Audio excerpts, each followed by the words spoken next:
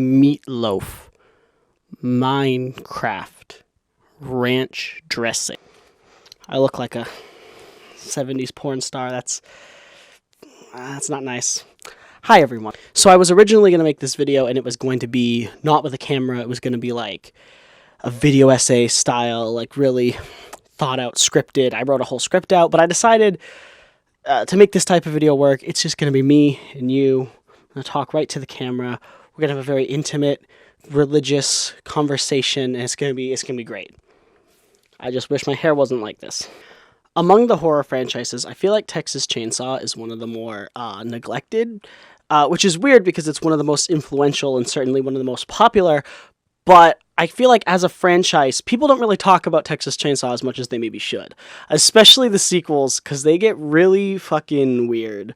So what I want to do is I want to go through all the movies in chronological order, kind of give my thoughts on them, and then at the end of this video, I want to rank them all, which is why you read the clickbait title that said Texas Chainsaw Ranked.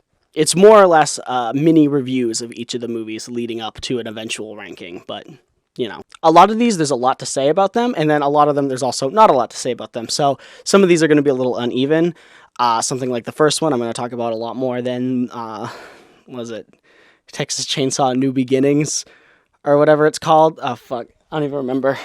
The film which you are about to see is an account of the tragedy which befell a group of 5 youths, in particular, Sally Hardesty and her invalid brother, Franklin. It is all the more tragic in that they were young. The original Texas Chainsaw Massacre is like the pure essence of horror cinema, distilled down to a perfection. Something about a woman, like, violently screaming to the sound of a chainsaw is really simple, but it's really traumatic as well. It has a really, like... Oh, I got that chocolate milk. It's a perfect example of the kind of film that could only exist the time it was made, during the 70s, during the political climate. The movie isn't really a movie about people running from a chainsaw so much as it is about the meat industry, the Vietnam War. But it's not just like, people always say, oh, it's a vegan movie, or oh, Texas Chainsaw, it's about the Vietnam War, but really it's more about just American culture in general. It's one of the most quintessential American movies because it's about our very consumerist culture. You know, that scene where he's poking her with the stick and he keeps apologizing. It's like a riff on the Southern hospitality as a concept, you know? It's one of those movies where all horror movies, I think, get kind of a bad rap as being like trash, when really I think they're all about, they all have kind of deeper meanings, I think. And I think Texas Chainsaw is just one of the more obvious. It's really obvious to see the kind of what it's going for with its themes. And, you know, I think part of that is because it almost doesn't feel like a traditional movie. It doesn't even, like, you could break it down and say it has a 3-act structure and say it has this and that and all the other movies have. But it doesn't feel like that. It really feels more like you're here. Like, it has an extremely voyeuristic tendency to it. That the other movies, especially other Texas Chainsaw movies, kind of lack. Like, it is very voyeuristic. The camera is just there, and you're kind of just there in the moment with them. It's really intimate. The characters aren't like traditional movie characters. They don't have arcs. They don't have like, they don't really even talk that much. They don't have character arcs. They don't have history or beginning. We don't really know much about them other than they are young people who are getting viciously slaughtered. Just look at it. A movie about young people being viciously slaughtered couldn't be relevant to any political... It couldn't. Funny enough, Texas Chainsaw is always sort of remembered as being one of these really violent, gory films, but if you go back and watch it, it's actually really tame compared to just about anything we get nowadays. But that's not a knock against the film, because what I think the film does so cleverly is it doesn't need buckets of blood and gore to be scary, because the craftsmanship of it is so impeccable. The scene when they're in the car with the guy and he just cuts himself open, like, that is just a tiny bit of blood, not super over the top, but that is scarier than like 90%, or it not even scary, but it makes you more uncomfortable than like 90% of like horror media.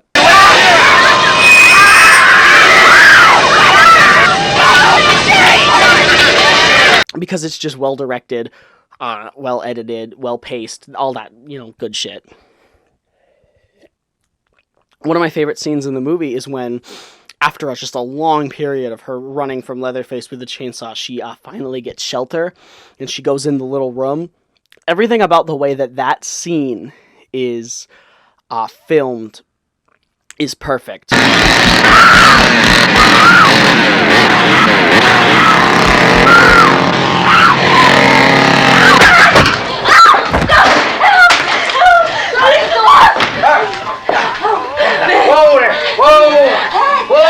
Just the whiplash from relentless chainsaw sounds to cozy country music, and the way the camera just kind of stays still, and the door is always visible in the background. Like, the door is always right there, and we as the audience are like, just shut the door. Every time the door is open, it's like, shut the door. He's out there. It almost feels like you're peering into the black void every time you look through the door. And then, she starts looking around, and we start realizing something's not right about this scenario. She might not be as safe as we think. And then when the truck pulls up, just everything about that is perfect. Going into earlier what I had said about, this is a perfect film that could only exist when it came out. Not just politically, but also, like, aesthetically. That 70s film grain, you know what I mean? That the whole aesthetic of the film really can't be replicated, I don't think. It's one of the most relentless, mechanical films, I think, that I've ever seen. Like, once it gets going, it really just is extremely disturbing and violent. Your heart really races, and that's kind of hard for a horror movie to do for me, because I'm so desensitized to everything. But it just works so well. It's also really short, which I think works really well. A lot of horror movies, like The Evil Dead and whatnot, are under 90 minutes long, and I think that really works. I just think the pacing and everything about it was really just well edited and well put together. It's not for everybody, because like I said, it lacks like a traditional character arc and more of a traditional narrative. It's more or less just a movie about young people being fucking killed with a chainsaw. And what meaning you just have to extrapolate for yourself. Even the ending is just sort of abrupt. She gets chased and then she escapes. But again, the way the film is framed is that this is a true story and that this really happened, with that just iconic opening. The opening of the movie sets the tone perfectly. And it's just perfect. And like I said, a lot of people say it's about the Vietnam War.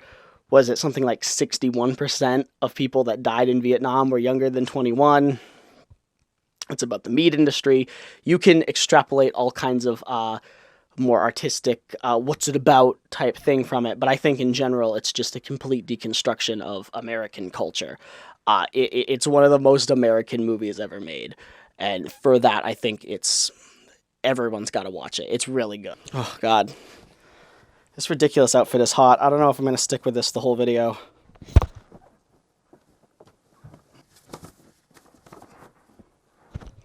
Okay, there we go. My Hunter x Hunter shirt. And my Goku mug. Ugh. Where we leave off.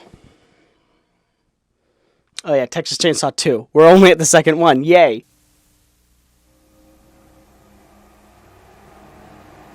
On the afternoon of August 18th, 1973, 5 young people in a Volkswagen van ran out of gas on a farm road in South Texas.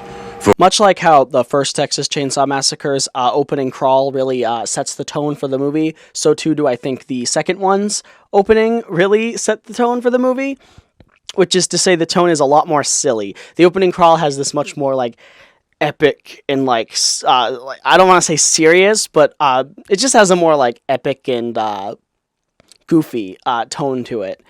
And whereas the first one is a very dreadful opening. The crawl is really slow, and he reads it in this really slow, like, oh, this is scary. The second one is just immediately, you can tell that this is goofy. This is going to be a different experience than what the first one was. And yeah, the film is a very different experience. This is Tobe Hooper's direct sequel, 10 years after the first Texas Chainsaw, and immediately, what the fuck are you going to do with a sequel to Texas Chainsaw? It is what it is. The movie acts almost more like a statement than even a traditional film that could have a sequel to it. So he kind of takes the Aliens approach. It's not trying to capture or emulate the horror of the first one, like, say, Halloween 2. and it's not trying to kind of build on the themes like Nightmare on Elm Street 2. It's doing much more of an Aliens, where it takes things in a completely different direction and amps up the kind of epic quality of it to an almost to a completely ridiculous degree. The whole film is almost a complete farce, and almost acts as a parody of the concept of horror sequels, or even just sequels in general. That's not to suggest that it's not a real horror movie. Just because it's a satire doesn't mean it's not a real horror movie. It's very still has all the gore and all the sort of horror-y stuff that you'd want from a movie like this. I really like the first initial chase scene of Texas Chainsaw 2 when we're reintroduced to Leatherface, and it's those sort of bumbling fools, and they're like, oh, and he just starts fucking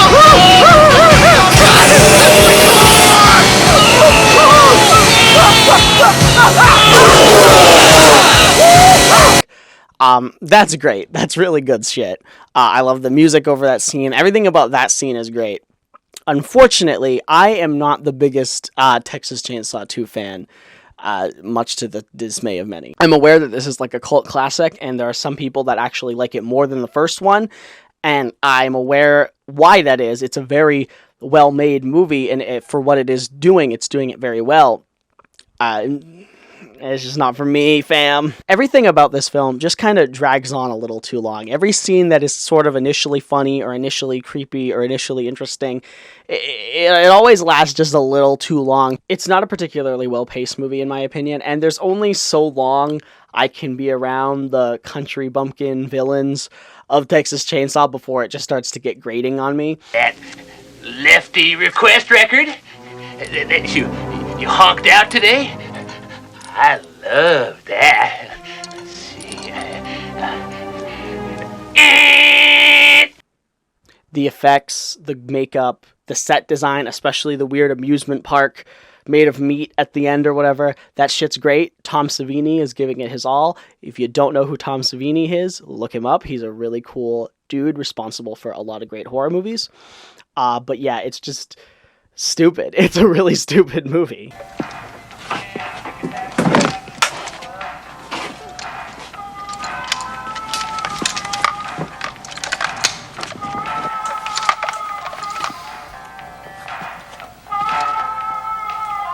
I respect it and I appreciate it, but it is not for me. So I don't have much more to say.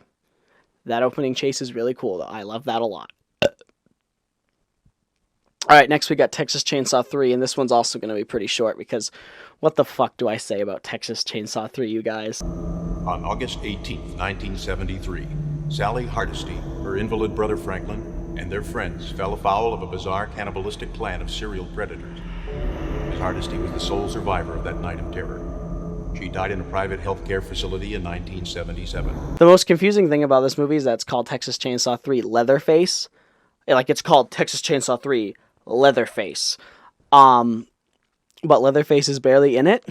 I'm not really sure what that's about. In fact, the main bad guy that we spend the most time with is fucking Viggo Mortensen. And Viggo Mortensen's in this movie. What the fuck? He's giving a really weird performance. I don't know why Viggo Mortensen is in this movie, but he's not even the strangest actor to appear in a Texas Chainsaw movie, but we'll get to Matthew McConaughey later.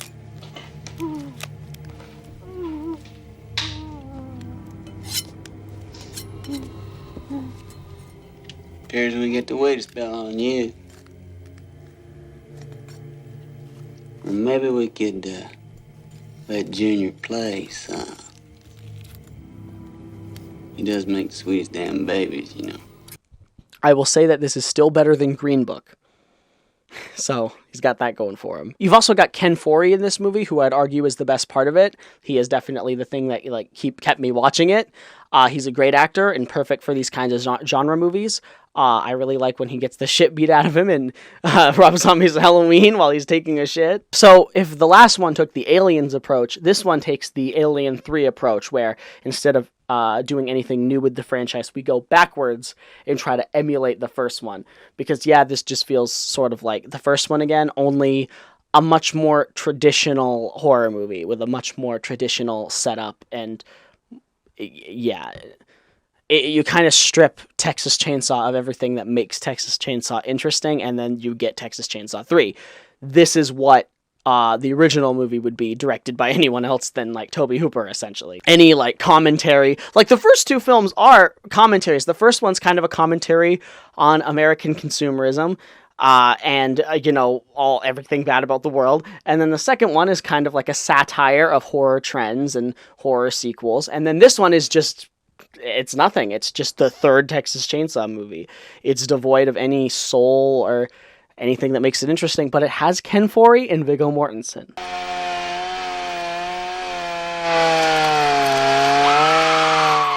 What the fuck? It also has a really satisfying shootout at the end. I can give it that. But most of this is just really, really boring. The worst part has to be near the end when they, like, kidnap the female lead and they're like, "Ooh, we're gonna torture you," and it just goes on for so long, and it's over the top, but not, like, over the top to be, like, funny. It's just bad. I mean, it is worth checking out, though, if you're just in the mood for a trashy horror movie, or if you're, like, a Texas Chainsaw completionist, like I am. Then, it is worth checking out, but it's not great. So we kind of sped through the last two entries, but you're going to need to strap yourself in for this one, because this one's next. Texas Chainsaw Massacre: The Next Generation. So obviously the Texas Chainsaw movies have kind of been going in a wacky direction since the second Texas Chainsaw, but this one really steps it up to the next level. This movie features a robotic Matthew McConaughey that is defeated with a fucking TV remote. I'm not making that up.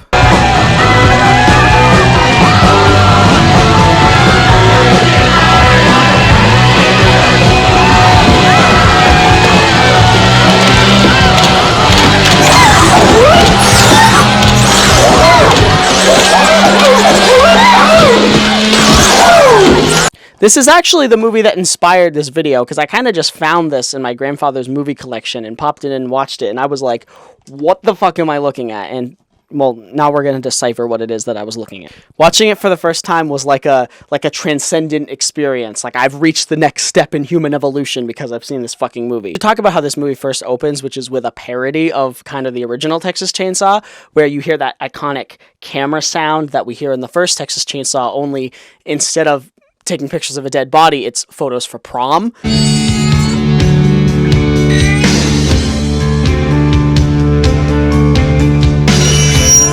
Not only is this funny, but it also kind of sets up the underlying darkness of the film, if you get what I mean. Like, it does sort of start things off on an almost ominous tone, because we, who have seen the original Texas Chainsaw, know what this means. So I think it's kind of cool. I have to say, though, the first, 10 minutes of this movie are, nothing like the rest, because they're almost like a Richard Linklater-esque teen comedy, just about these 4 high school students hanging out. She catches her boyfriend making out with another girl at prom and ditches him, and then he runs after her. And it's never taken, too seriously. There's always just, it's just a really fun, laid-back tone. I wasn't doing anything. I don't know what you're so pissed off about. Barry, I saw you. You were kissing her. Once! I kissed her once! What's wrong with that? Come on, it's like I can't even talk to my friends anymore. I can't believe how possessive you are. Eventually, they crash the car, and then, Texas Chainsaw shit starts happening. The characters in this one definitely feel more like horror movie characters. We've got the lead, who is played by fucking Renee Zellweger, and fucking Matthew McConaughey is in this movie as a robotic Texas Chainsaw villain guy who was defeated with a TV remote. I think I already said that once, but I'm saying it again. I'm not going to shit on Matthew McConaughey, because he's clearly a very talented actor. It's just funny in hindsight to go back and watch this shit that he's doing. Yeah. If you try something. What if I do this? He's not even really the main villain of this movie. There's this other bitch who's the ringleader of this evil group of...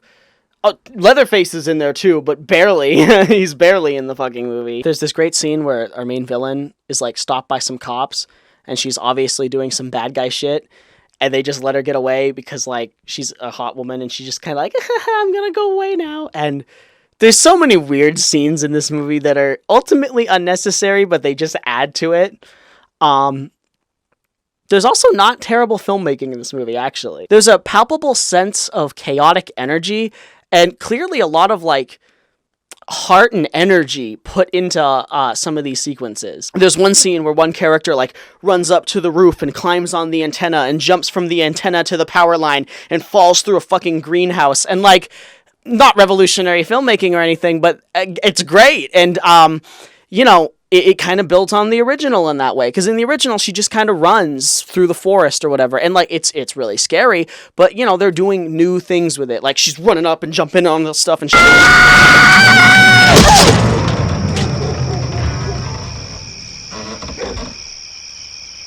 It's all the little details that really add to the chaos of everything. And again, we go from like this teen comedy where they're cracking jokes in a car to this really dark, over-the-top, ridiculous horror movie. And it's really great how it transitions from there to that. Like, it's not too quick, and it just fits in perfectly. And like I said, as opposed to the original where they don't really have characters, like the characters of the original are just kind of, they're more like real people. These ones feel much more like horror movie characters, much more like comical, over the top. But it really works because this is a much more comical, over the top movie. It is really ridiculous though. It is completely nonsensical. It has kind of a twist ending that I won't spoil because it's just so ridiculous that I don't even know what to extrapolate from it. But it's great. I do think the ending where she's like tied up and tortured, or not really tortured, but you know, she's tied up and forced to deal with these villains. I do think it goes on a little too long, which I think is one of the strengths of the original, is that shit, nothing goes on too long. You know, the original is like perfectly paced, whereas in this one I feel like they're dragging it out a little bit to get to the length of like a real movie, you know, because there's not much of a story here. I think the absurdity and nicheness of this movie, and just how bizarre it is that this even exists and has Matthew McConaughey and Renee Zellweger in it running around from fucking robots. I think that it's going to scare some people away, but I think this is the movie you need to watch. If you're going to watch just one of these, well, obviously watch the original, but like, then watch this. If you're only going to watch one movie, watch this, because this is fucking bizarre. And it made me really happy. It's clearly made with a lot of love, and I'm not sure who was putting their love into it. I don't know, but you can feel love coming off the screen.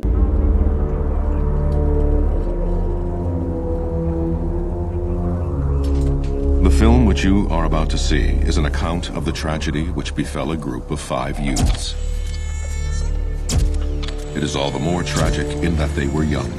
This next one I've actually got a lot more to say about, so much so that I actually thought about making my own video just about this one specific movie, because it's really good, actually. We're, of course, talking about Texas Chainsaw 03, this being the first ever remake of the Texas Chainsaw movie, because, you know, most of these have been sequels within the same continuity. This is the first one that really starts its own original continuity, sort of in the same way of like Rob Zombie's Halloween remakes. And in the 2000s, there was this big push to remake a lot of old horror movies. You got like Nightmare on Elm Street, Friday the 13th, and of course Halloween.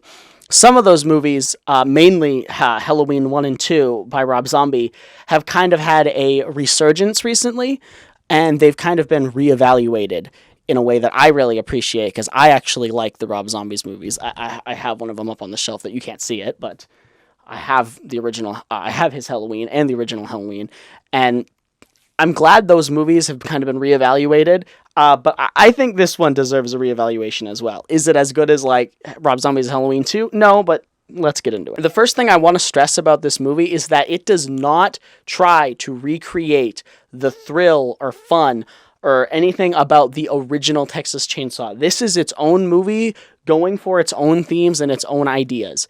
It does take place in the same time period as the original in the 70s and whatnot, but it's a completely different movie. The characters in this one feel a lot more like traditional movie characters. The main character, our final girl, has an arc. She has a sort of progression. This is a very different movie than the original. The plot is structured very differently. There's different characters. It's completely different. This is something that I appreciate a lot about a remake. If you're just going to do the exact same thing over again, why even remake it?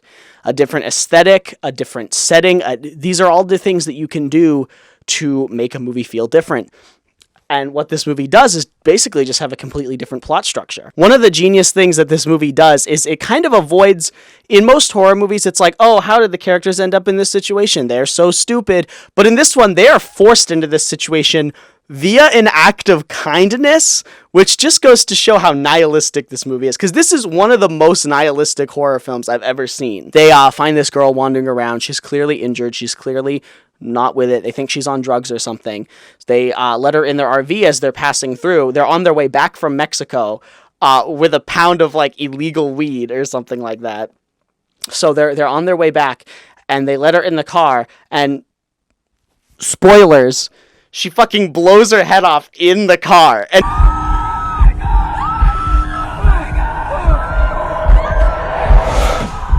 And it's such a genius way to set up the situation, because what's the first thing these characters do? Try to contact the police.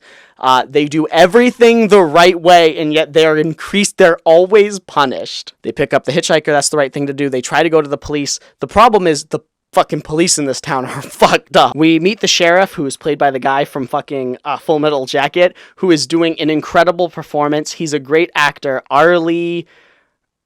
what the fuck is his name? Fuck. Sorry to do this. I'm interrupting the video. Maybe I should have scripted this.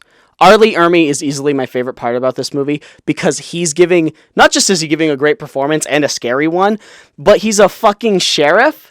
And it's so great because how the fuck did this weirdo become a sheriff? He's so corrupt, evil, terrible, has such a disregard for life. You're just like, what the fuck? How did this guy become a sheriff? Which kind of mirrors the real world at this point, honestly. You ain't lying to me again, are you? No. Because I have never seen a weapon go off without somebody's finger on the fucking trigger. The characters honestly make pretty logical decisions for the vast majority of the movie. It's just that they end up in a really fucked up town, in the wrong place at the wrong time, and they have to suffer the consequences for it. The main character actually has a genuine arc. She goes from being a goody two-shoes, good, doesn't want to hurt anyone, doesn't want to kill anyone, to, by the end of it, basically fucking murdering all of the bad guys. Please, just please put the gun down, okay? Please don't. Fuck you!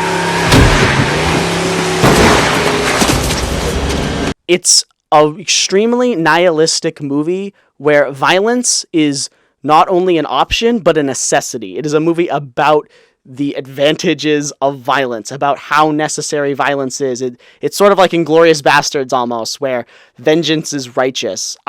There's a scene where our main character has to kill one of her friends to put him out of his suffering because he's so fucked up and tortured, and there's just no way that they're going to get out of the situation. And there's a lot of weight to that scene, and it's just so nihilistic and dark, but it's a murder, but it's an act of mercy, and it's really interesting that the movie is playing with themes. There's also an absolutely amazing scene in a car where there's a guy with... I'm not going to spoil it, but there's a guy with a gun, and there's a guy basically saying to shoot yourself. And I can't spoil it, but let's just say I showed this movie to a whole group of people, and everyone was silent and on the edge of their seat during that scene. It's an immaculate scene for a horror movie. And it all kind of crescendos in a really epic ending that, like, again, the first film doesn't have this. This isn't that type of movie. It's very different. The only thing that even is remotely similar to the first film is that it's in Texas, it's in 70s, and there's a chainsaw, and, like, that's about it. But again, it's not a completely pointless film either, because I really feel like it's rare you see a film that's that dark. Most films try to have this fake sense of morality, but not this. This is a movie about fucking violence is the answer, and I love it, I have to be honest. There are flaws with the movie, though. For the most part, the movie looks kind of ugly, in my opinion. Most horror movies from that era, the whole new metal horror, it doesn't look very good. It has that, like, Saw aesthetic to it. Also, the editing is really shoddy at parts.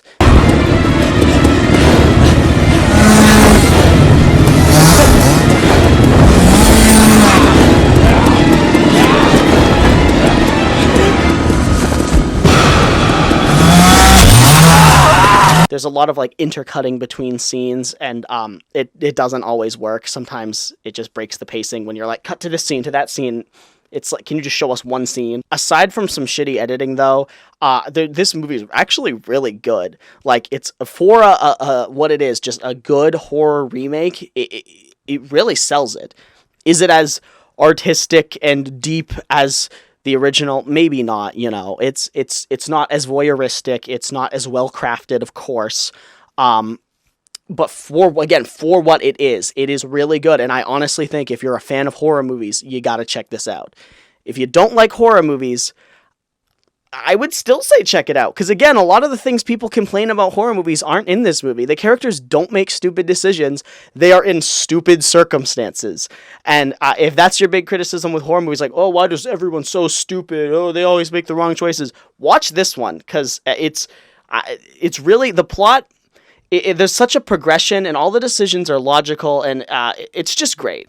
We're jumping right from this one to the sequel to this one, which is Texas Chainsaw: A New Beginning, a new start, a new something. I am out of chocolate milk. Okay.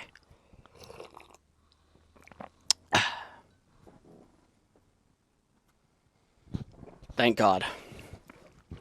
Can't make it through these last few without it. But Texas Chainsaw: A fucking Beginning, whatever, fuck. Just try to relax, baby. 'Cause today, I'm going to use my tongue in ways the Lord never intended. How's that sound? Okay. This acts as a prequel to, not the original Texas Chainsaw, but a prequel to the remake of the original Texas Chainsaw. So, yeah, a prequel to a remake. Someone thought that was a good idea. I have to say right off the bat, though, I can't think of a more uninteresting topic for a movie than a prequel to Texas Chainsaw. Like a story of how did they get here? How did Leatherface become Leatherface? Completely uninteresting. All it does is, I mean, it's like explaining how can the toys talk from Toy Story, or why did the birds attack in the bird? Like, it's not interesting. We don't care about where these guys came from. It ruins the mystique of who these guys are. Why would you do that?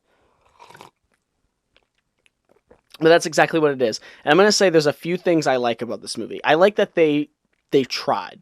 Like, they really tried. There's a character who's, like, drafted into the Vietnam War, and he's got his draft card, but then he burns it, and then the sheriff from the original finds it, and it's like, oh, why'd you burn your draft card? And you know, there's some cool setups like that. Like, they really did try. The characters have character, I guess. But it's just so uninteresting. It acts like it's going to be a prequel, but then it just goes right into being the same thing. Like as the original. Like, here's some kids, they're driving by, they get stopped, and then that's it. Rob Zombie's movie, he also kind of did a prequel to the original Halloween, where he tried to really go into the psychology of Michael. And this movie doesn't do that. This doesn't do anything interesting with the characters. This doesn't go into the psychology of why they're like this. But it does do one thing, which is maybe the worst thing that any of these movies does. I think we've got a problem, Sheriff. Without a doubt, the worst thing that this movie does is explain the backstory to the sheriff, which is that he's not really a cop. He just stole the sheriff's outfit and is posing as a cop. Why would you include that in the movie? It ruins everything that made the sheriff character great. What made the sheriff character great is that he was a sheriff. And how did this guy become a sheriff? The fact that this guy was able to pass and slip through the system and become a sheriff legally was what made the movie scary. It was what made the movie, it gave the movie a political, it gave the movie something to say. It added to the nihilistic tone. It was just great. By explaining that, oh, well, he's not really the sheriff. He's not really the sheriff. Like, why would you do that? Why would you ruin his character? Why would you ruin the other movie? I mean, it doesn't really ruin this movie, because you can just pretend that the prequel doesn't exist. But still, why would you include that in the movie? It just goes to show that they didn't understand what made that movie, or the original Texas Chainsaw for that matter. They don't understand what made the movies good. Again, I appreciate that they tried. It's not the worst movie on this list, but it is really bad. yeah, there's really nothing to say about it, honestly. It's just awful. Is it worth watching? Only if you're a Texas Chainsaw completionist. Other than that, I can't really recommend it. Next up, we have Texas Chainsaw 3D. And I'm going to say this right off the bat. The title of your movie, if you're naming your movie Texas Chainsaw 3D, I think that's a sign that your movie has nothing going for it. 3D it came out in 2013, right around the time that 3D was like the big gimmick. And I hate shit like that. To me, that shit's like motion controls in video games, right? It's about trying to reinvent the wheel. We're going to reinvent how you watch movies. To me, that is stupid. You should be focusing on what can we do with the camera? What can we do on screen with our filmmaking ability to revolutionize film? You know what I mean? There's a lot of great movies that pioneered techniques that really influenced film and build on film. I would argue the original Texas Chainsaw it helped push film in a better direction. I mean, not better, but you get what I mean. It innovated. I don't see how 3D is anything other than a gimmick. It doesn't enhance the watching experience. It's like seats that rumble or, this scratch and sniff. Like, it doesn't make it more immersive. It's just a fun gimmick that I liked it when I was 8 years old. You know what I mean? So right off the bat, if you're putting Texas Chainsaw 3D in the name of your movie, you are stating that this movie is a product. It's a commercialized product. There's nothing. It's a gimmick. There's nothing here. And yeah, that's what we get. There's nothing there for this movie.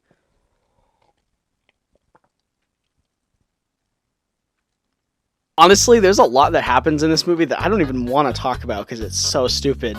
Like, so there's so much to talk about with this movie. I could also make a whole video about this one, but I don't want to. I think you can tell the ones I like to talk about more. I'm not one of those like angry reviewer channels because I don't like talking about stuff I hate. But here I go anyway. I'm going to try to get through all this from memory because I haven't seen this in a while. I wrote this video a while ago and then scrapped the script. So I have not thought about this movie since. So we're just going to go. So it opens immediately after the original Texas Chainsaw. And I mean immediately. It literally shows clips of the original, which, can I just say, what a way to set yourself up for failure by showing clips of a much better looking movie. Why would you do that? Why would you set yourself up for failure like that? It would be like, I don't know. I don't even know what to compare it to. It's just stupid. So they show clips of the original Texas Chainsaw, and it opens up immediately after with the town sheriff rolling up to the hillbilly's house. Because basically they found the girl that was wandering around, the final girl at the end of Texas Chainsaw. They were like, oh, you bring us the boy, we know the boy did it. Yeah, the boy being Leatherface. But of course, Leatherface wasn't the only one that did it. It was the whole family that fucking was eating people. So they're like, but the sheriff is like, I know Leatherface did it. So there's all these hillbillies, characters that we've never met before. There's like extended families there, and they've all got shotguns, and they're all like, oh, we can't give the boy up, he's family. But they're maybe gonna give the boy up to the sheriff. But then all of a sudden, a crew of vigilantes pull up, the town locals pull up, and the town locals pull up, and they're like, they've all got shotguns and stuff, and they just start open firing, and they just annihilate the family from the original Texas Chainsaw. They just fucking wipe them out. They're gone. They're dead. They are fucking gone. They're out of here. So they wipe them out. I'm trying to do this in one take.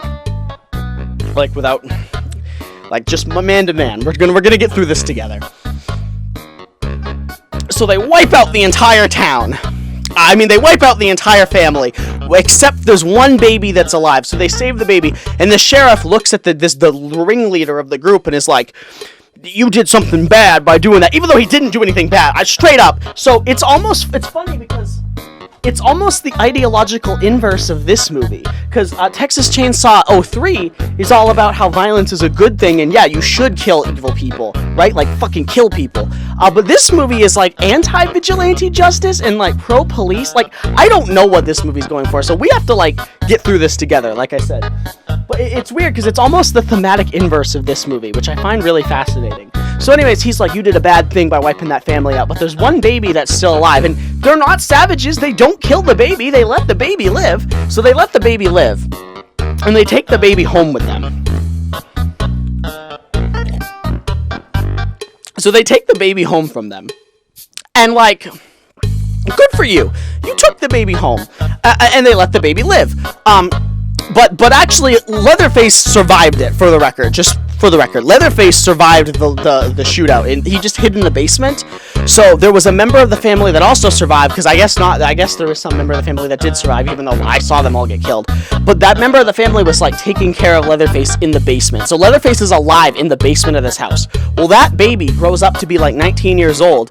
And when that baby grows up, she gets a letter that's like, hey, your extended family, blah, blah, blah. So she goes to the house. This is where shit gets weird. She goes to this mansion.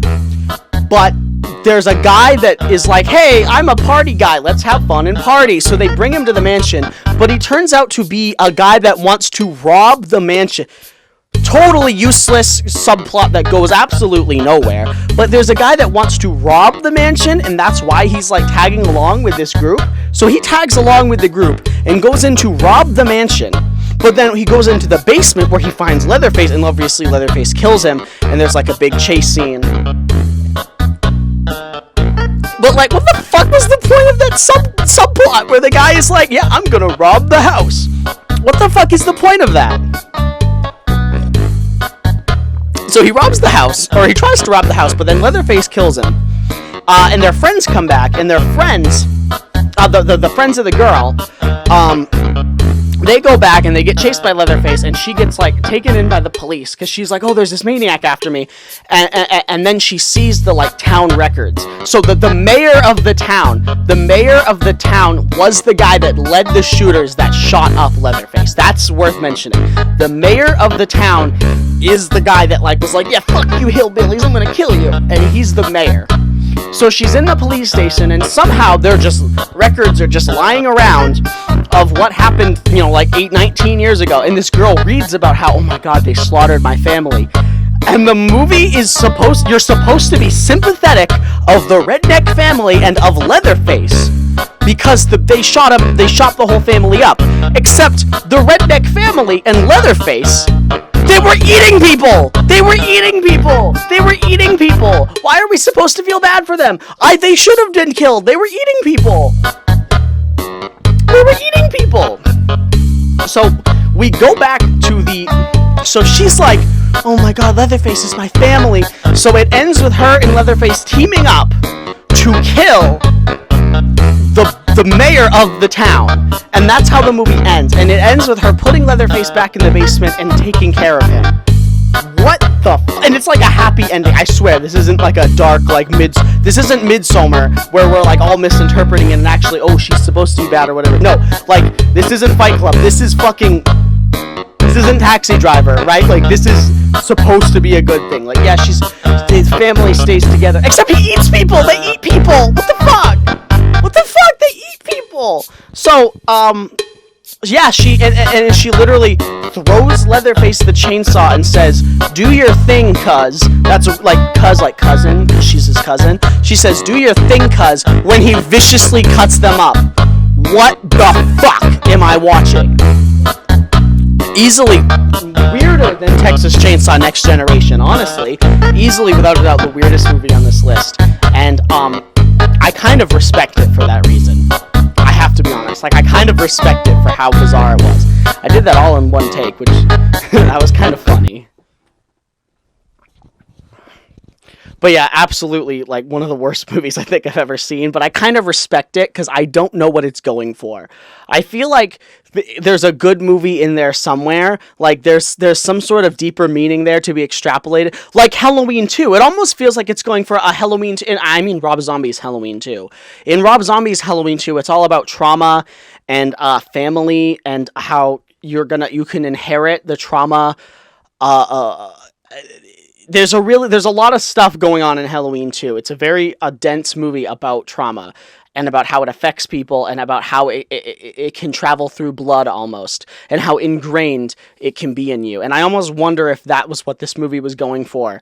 But then maybe some producer or some writer came in and was like, nope, we have to change it. Like, oh, that's too dark, or oh, whatever.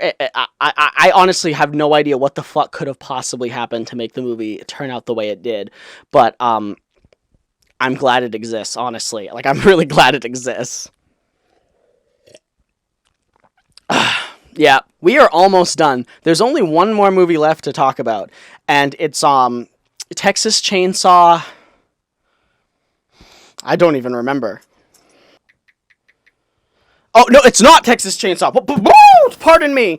It's actually just called Leatherface. Leatherface. So it's the prequel, it's the prequel to the original Texas Chainsaw Massacre. So not the prequel to the remake, like the other prequel, but the prequel to the original.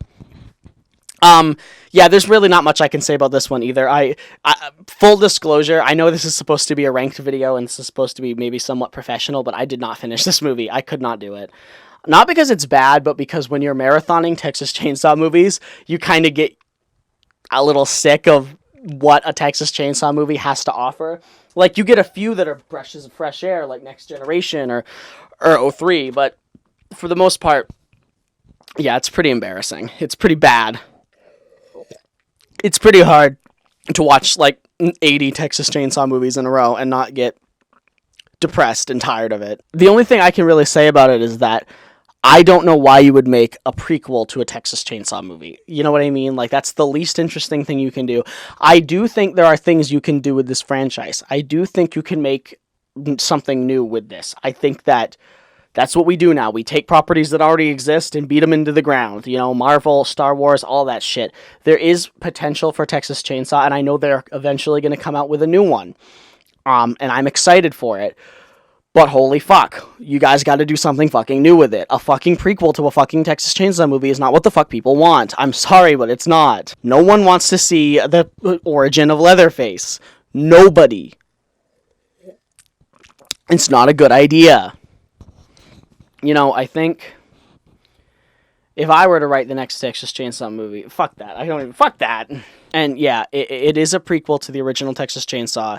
It does not try to go in deep with the psychology of the characters or anything like that. It does not do anything interesting. It's just Texas Chainsaw, Leatherface. That's all it is. Yeah, there's nothing good about this one. I almost thought about putting the cowl thing that I was wearing at the beginning back on, but it's fucking really hot in here. But anyways, let's get into my ranking. We're now going to rank all of the Texas Chainsaw movies from worst to best. Starting out at number 8, we're going to go the only one I didn't finish, which is Texas Chainsaw Leatherface.